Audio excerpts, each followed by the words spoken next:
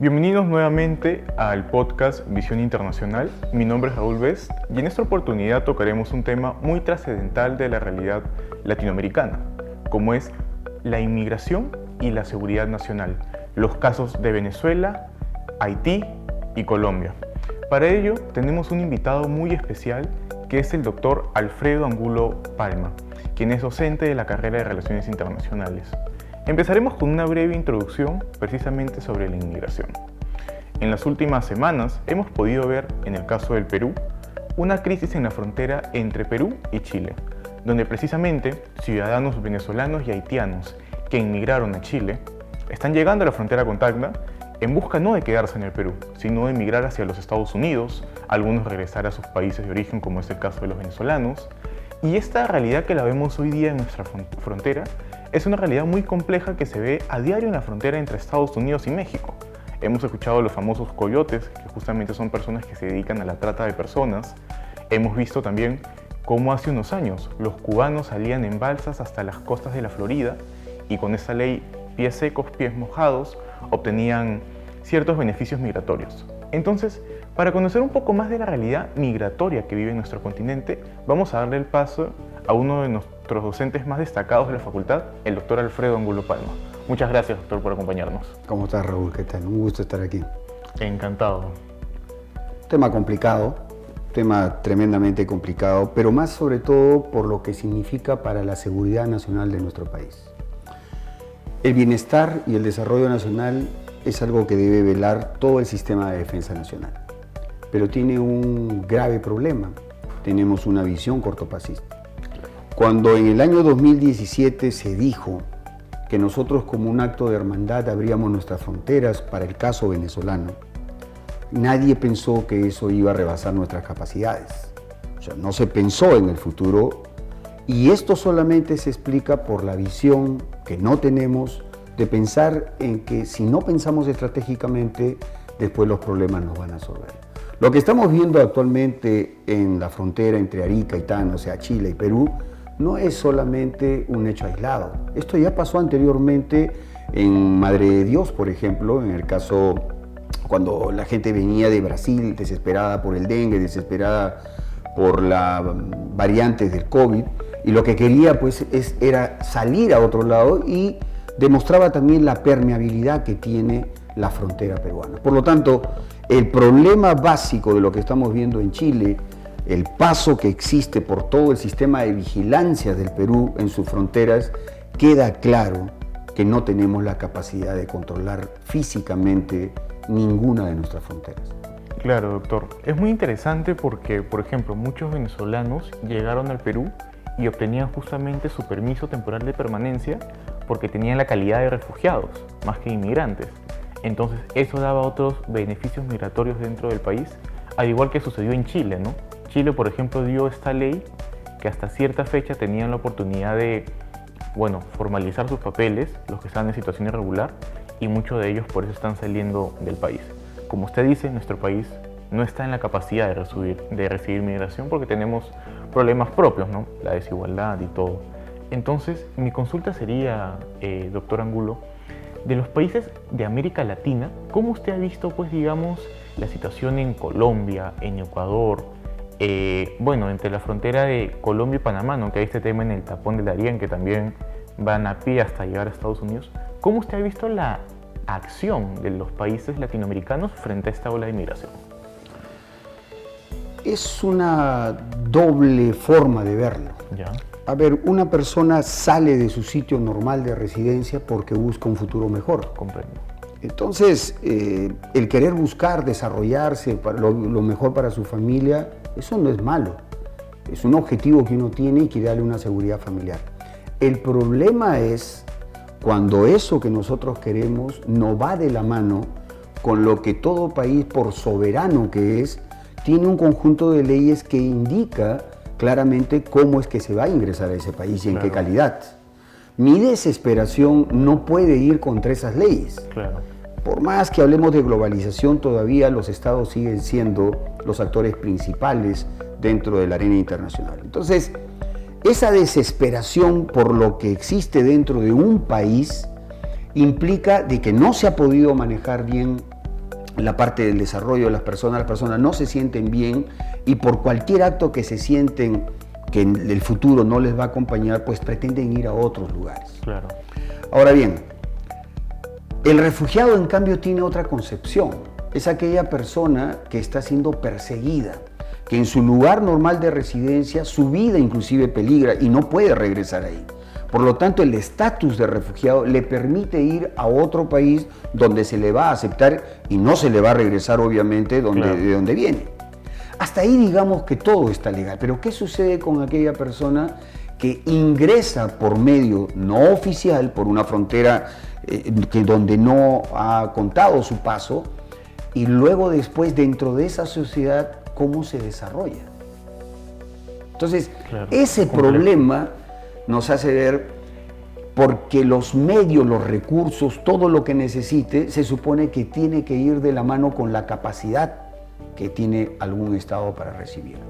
Entonces, la mayoría de gente que se manifiesta en contra de esto es porque simplemente asume, cree, o hay algunos hechos concretos donde lo que les corresponde como ciudadanos natos va a verse afectado por la demanda de otros seres humanos que cruzan la frontera y van a reclamar los mismos derechos o beneficios. Entonces eso trae un problema muy serio. Ahora, el rumbo normalmente hacia Estados Unidos ha sido la ruta, digamos, clásica. Sí, completamente. Casi todos los países han utilizado a México como plataforma y luego han ido a ingresar allá.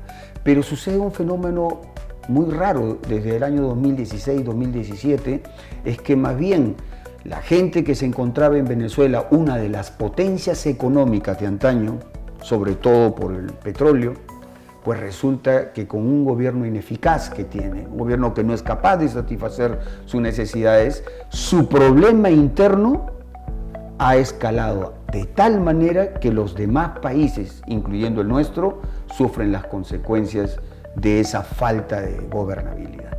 Entonces, el camino es complicado cuando aún aquellos que van a recibir no tienen esa capacidad de apoyar y de darle lo que se necesita. Al margen de todo eso, es la estrategia la que debería marcar de antemano qué hacer cuando vengan los otros inmigrantes o otro grupo de inmigrantes, como lo que está pasando en este momento con Colombia, y avisoro que Colombia en el futuro será el próximo Venezuela que va a seguir en nuestra región. Completamente de acuerdo, doctor Angulo. Y muy interesante justamente la apreciación que da de los términos, ¿no? La diferenciación entre un migrante, un refugiado y el panorama básicamente de la migración en la región. Yo estoy totalmente de acuerdo que esta migración diferente, es una migración diferente, es irregular porque van a países latinoamericanos que no tienen, digamos, el nivel de una economía como Estados Unidos, como Europa, como es el caso que han migrado a Colombia, a Perú, a Chile, incluso hasta Argentina.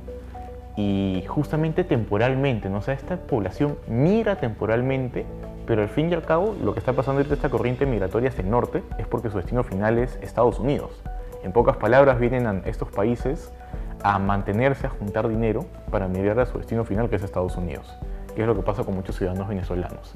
Entonces, ya entrando a la situación de migración en Estados Unidos, usted que ha vivido muchos años en Estados Unidos, ha hecho estudios por allá, ¿cómo nos puede decir cómo Estados Unidos justamente hace este control de migración, ¿no?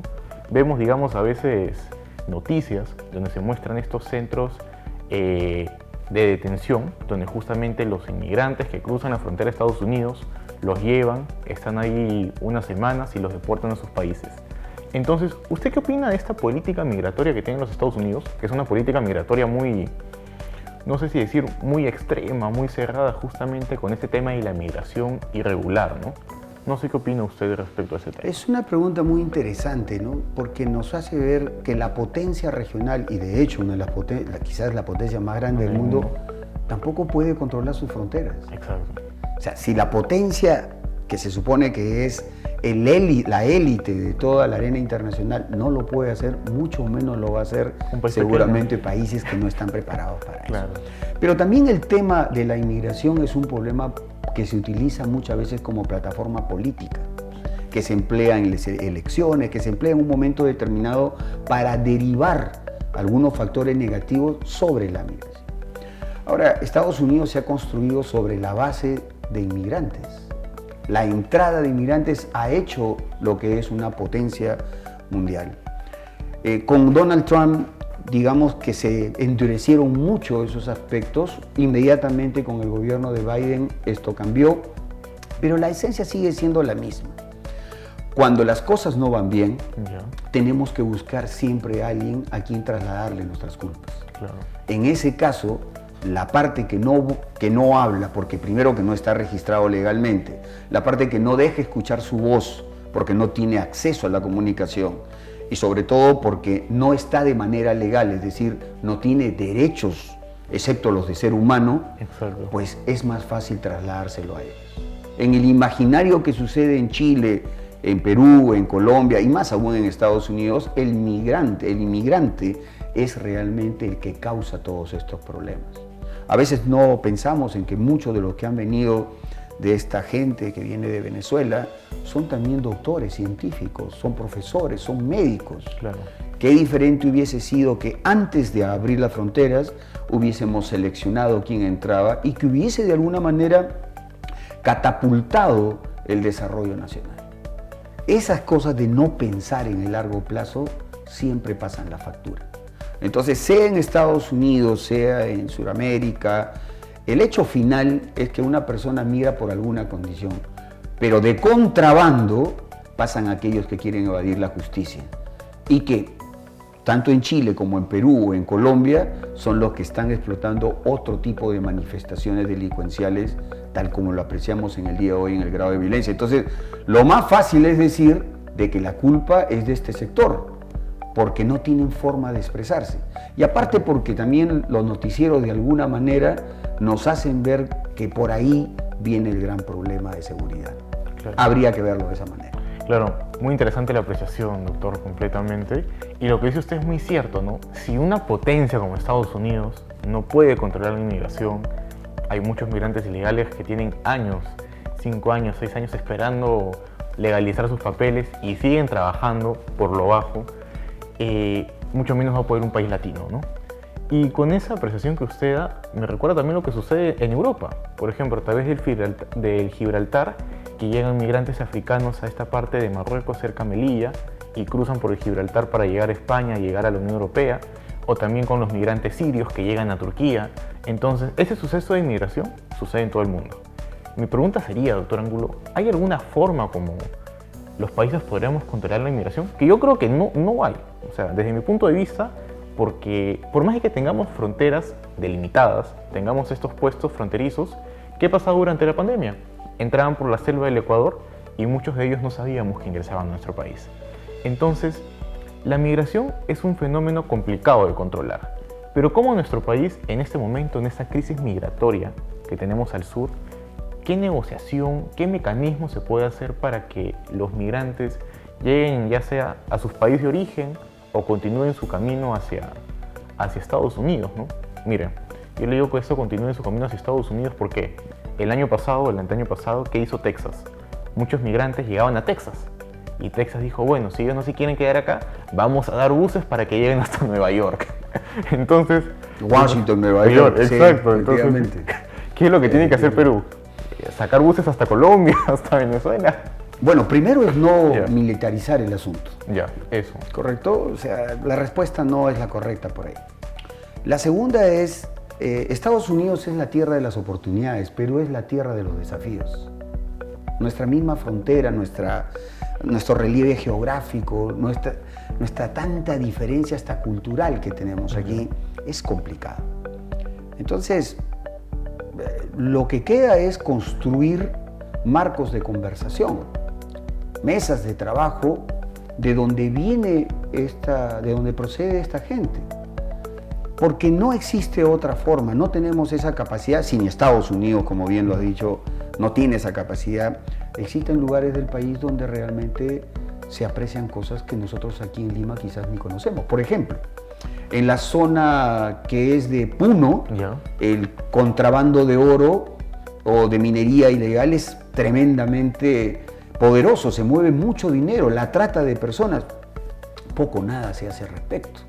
En Madre de Dios es igual sucede en el trapecio amazónico, y ni qué hablar en la zona entre Perú y Ecuador, que conlleva a que muchas veces se ingrese a territorio peruano, se extraiga los recursos que se necesitan y simplemente desaparecen, no se paga impuestos y con todos los problemas que después viene como consecuencia de la contaminación.